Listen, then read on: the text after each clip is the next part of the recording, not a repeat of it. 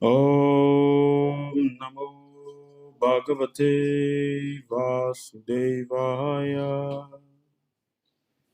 Om Namo Bhagavate Vasudevaya.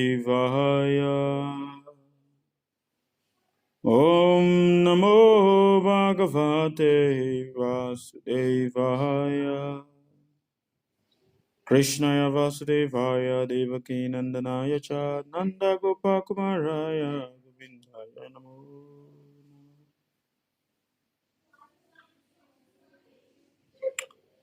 So good evening everybody and welcome to today's class.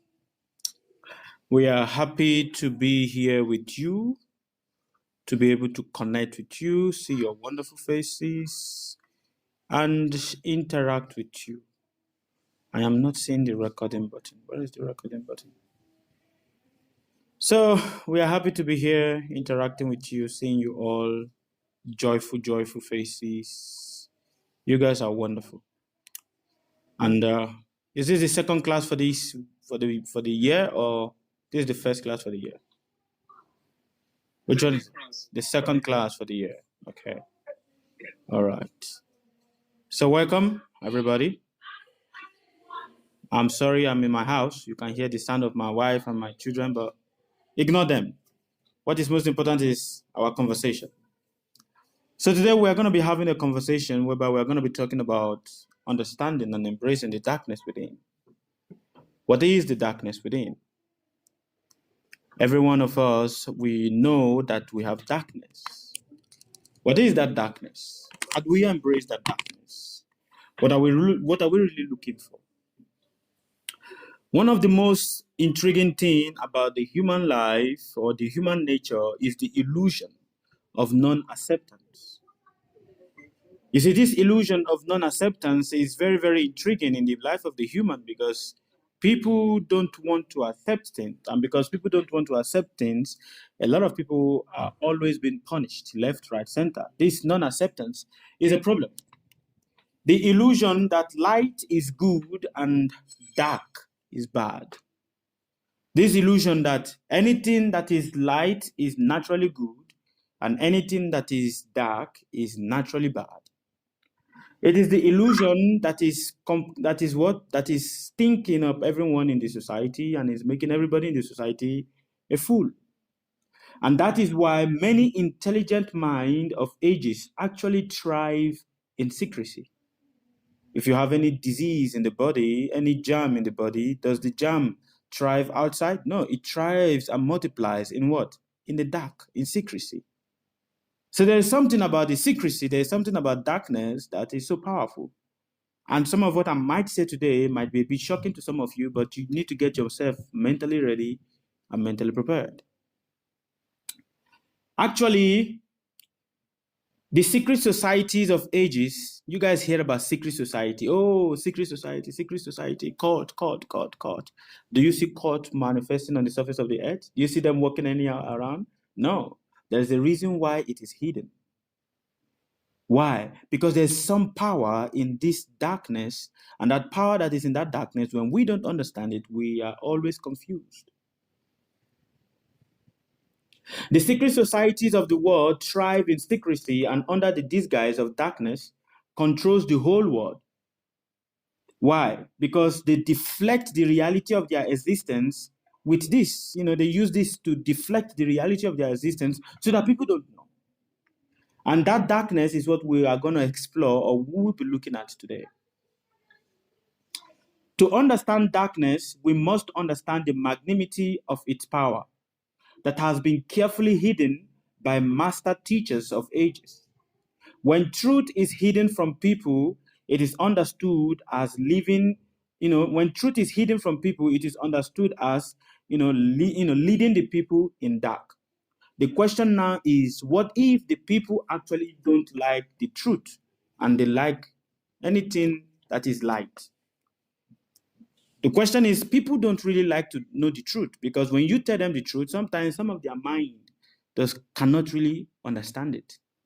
And because some of their mind cannot really understand the depth of darkness, they they rebel, and sometimes they shut off. And that is why the master manipulators and master teachers of ages, you don't find them outside proclaiming themselves outside. You find them in hidden, giving their teachings, and the student also going out and putting out the teachings outside everywhere. And that is what we're going to talk about today. One of these masters of ages is the order of women priestess. What did I say? The order of women priestess. Women priestess that have been existing since time immemorial. This is an order, a secret order of women priestess.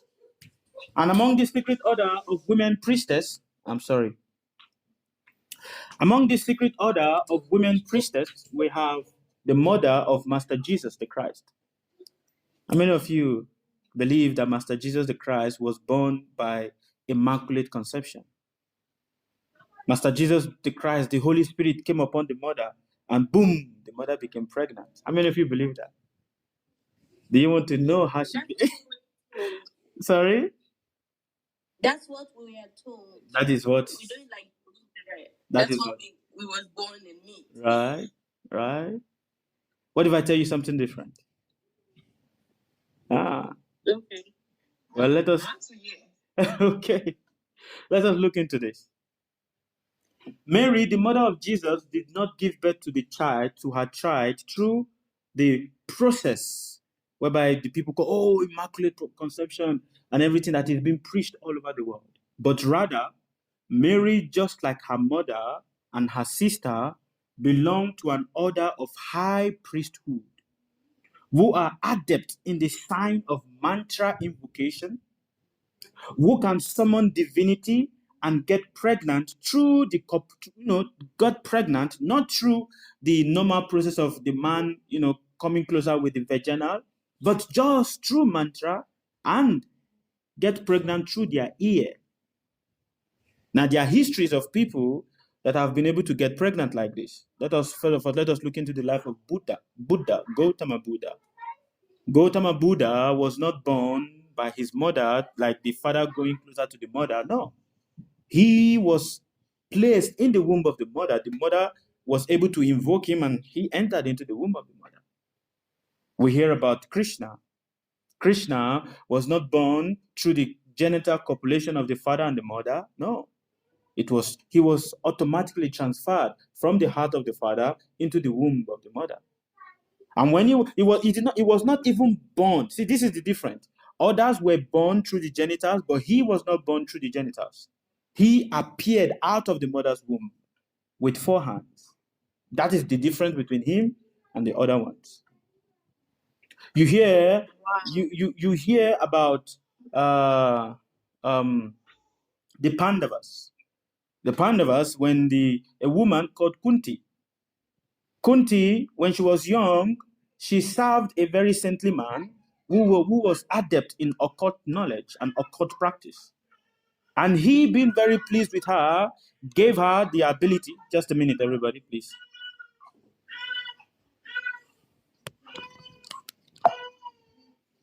Aribol. Continue. So we have orders of people. We have the order of Kunti. Kunti was born. She had a son. Her children were not born by the children was not conceived by the father coming closer to the genital, but the children were conceived through her ears. Her first son, Kana, was born like that, was conceived through this process. The man who wrote the Vedas, Vyasadeva, was also not born by the genital connection between his father and the mother, but was born through the ears also. So in ancient days, there is an order of priesthood. Now, this order of priesthood is still existing, but a lot of people don't know it.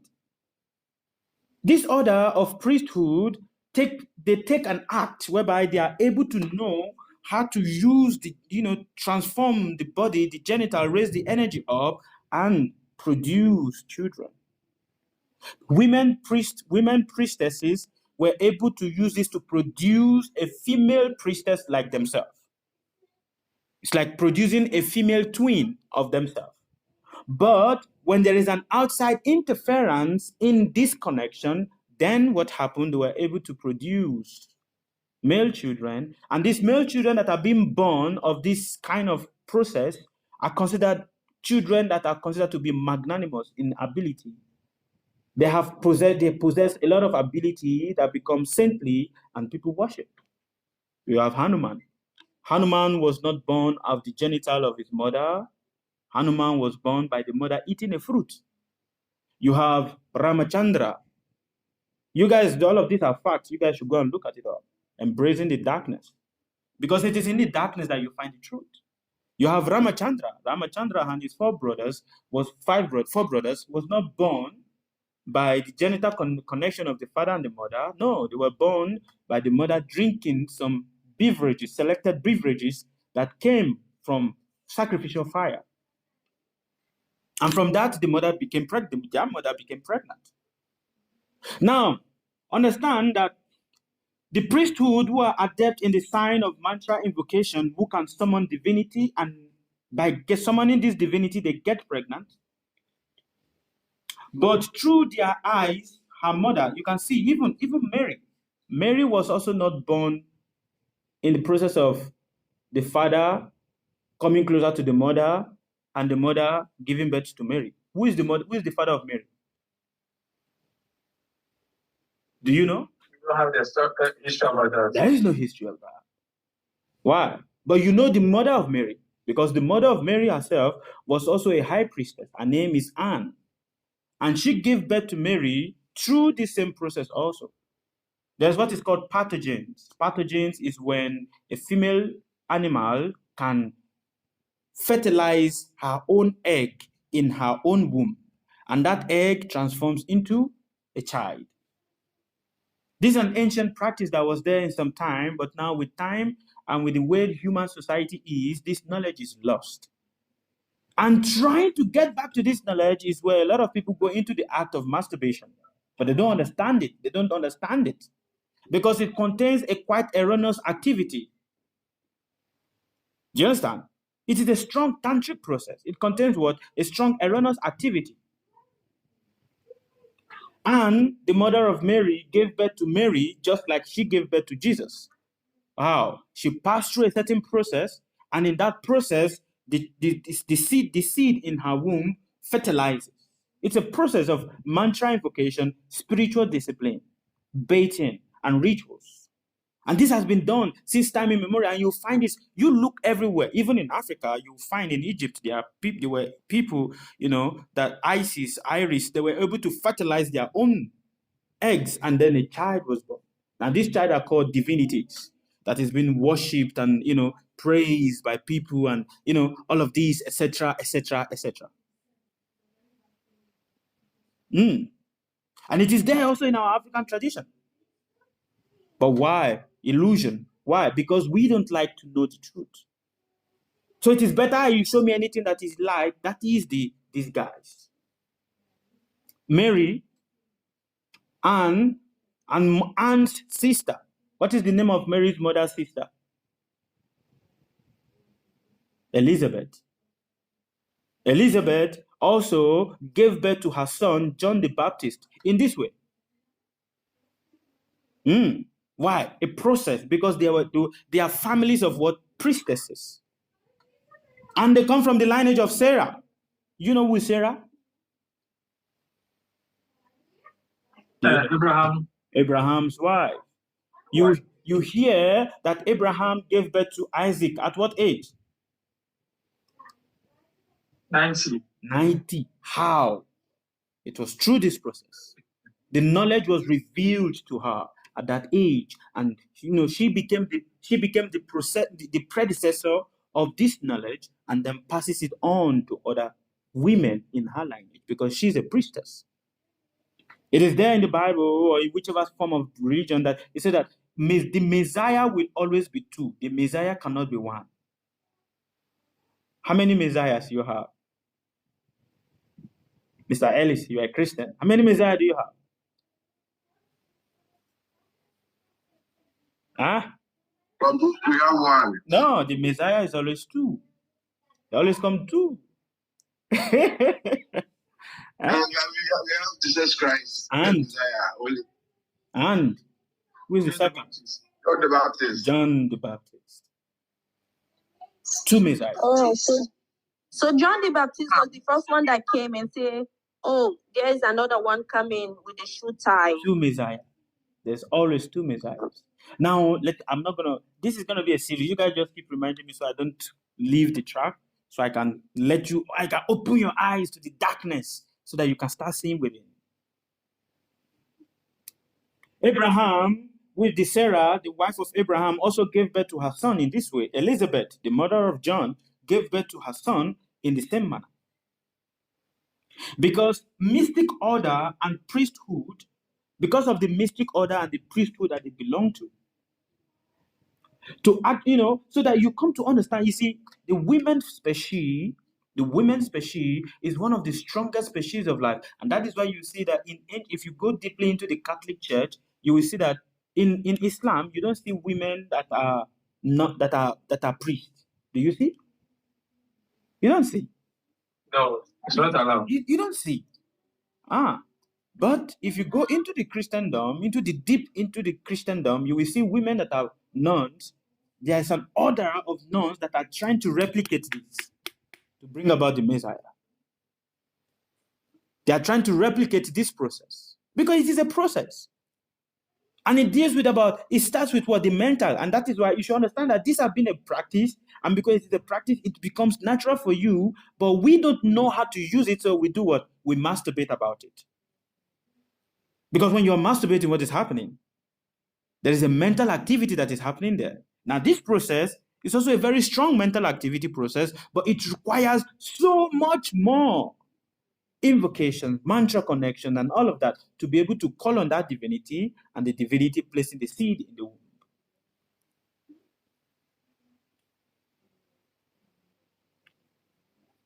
Due to the way of humans liking to understand only the light, the truth, even though it is in their front, is always hidden. The truth, even though it is in their front, is always hidden. I'm going to stop here. Any question, comment, correction? Well, the story is too small. The story is too small for us. Too small. That is important. Yeah, small so that you can think about it. If I overload you, if I bombard you with so many things, you will not be able to think too much. It's small, but it's deep. Yes. It's deep. But of course, you need to think. You should understand that the process, there are animals that are pathogenous by nature. Do you know what I mean by pathogenous? Yes. Pathogenous means they can fertilize themselves. They can get pregnant themselves. So this activity existing in animal, the potential also is here. And it's an act that has been there since time immemorial, but it is hidden to a group of people. And then the other group of people, they don't know. They don't know.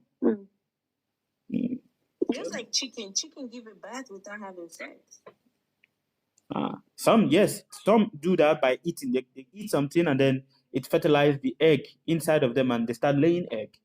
Yeah. So there is a practice. It's an ancient practice. Now, we don't, like I said, our mind is so much engulfed in wanting to see the light.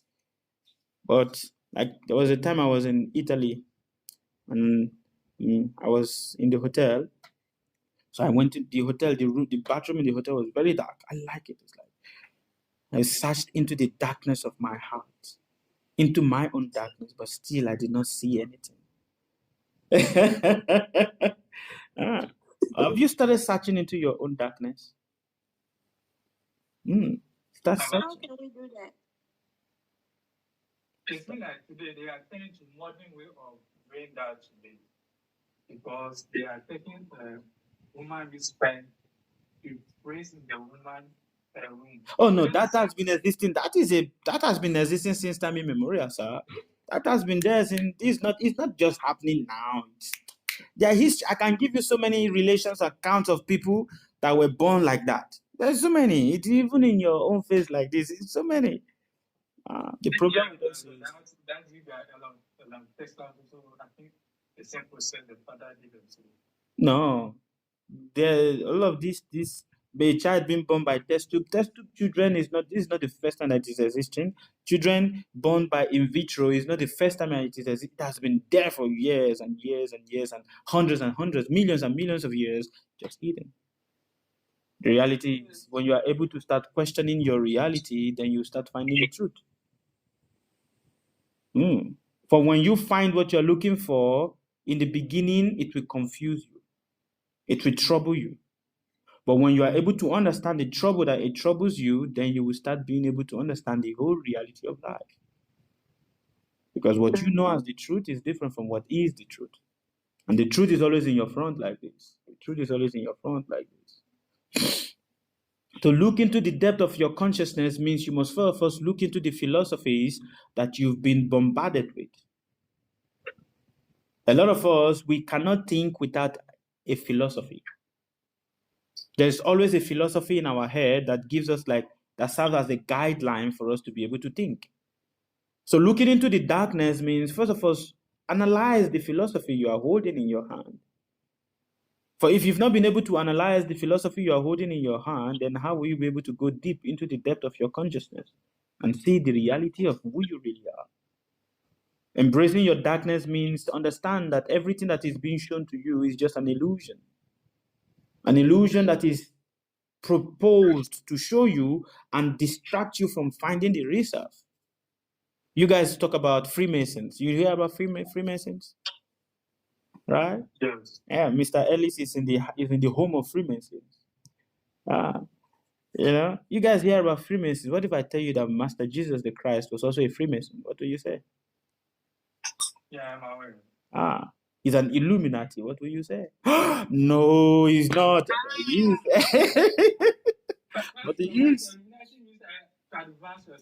No, the Illuminati means the children of the light. Wow. The children of the light. And don't worry, I'll give you history. Just keep reminding me so I don't fall off. Show you things. The problem with us is we don't read, we don't inquire, we don't search, and because we don't search, we don't see anything. We're just blinded. When you're blinded, you cannot find anything, you cannot see anything. But when you see, you really see. And you start seeing by what?